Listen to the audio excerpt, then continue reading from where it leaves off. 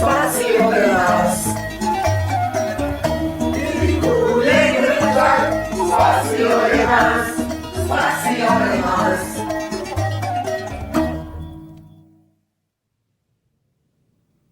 Svidelo mi se kako je moj unuk spasao selo time što je postao grnčar. Pored hijena i bivola u Africi ima i mnogo drugih divljih životinja. Tu živi i najviše životinja na svetu. Ona ne dira nikoga i niko ne pokušava da dira nju. Zahvaljujući njoj, Kiriku je otišao na najbolje putovanje u svom životu.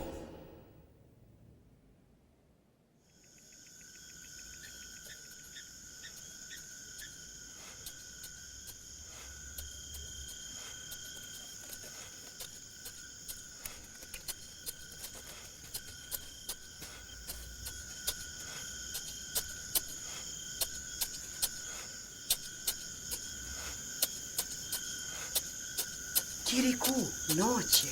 Moraš da spavaš.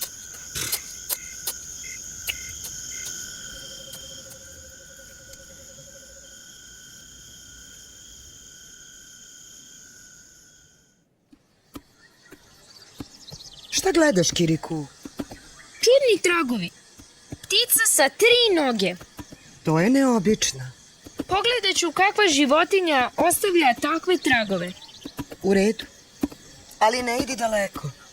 Kad se držimo blizu sela, fetiši su na oprezu. Ali kad izađeš iz sela, mogu da te uhvate. Znam, majko.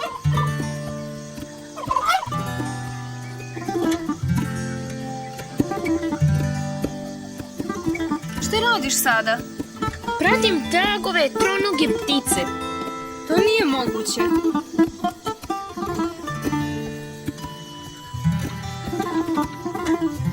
Kiriku, ispravi se.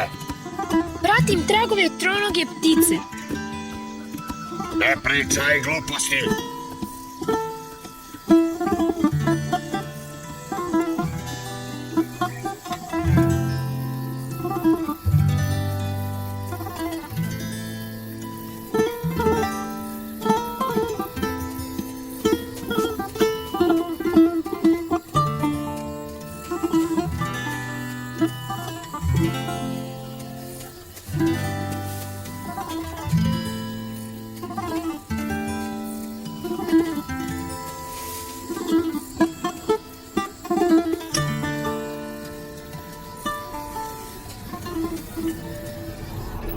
Da li je Kiriku napustio selo? Jeste, gospodarice, sada je daleko, prati tragove. I nije tako pametan.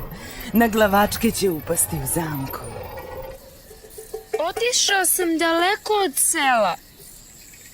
Možda bi trebalo da se vratim.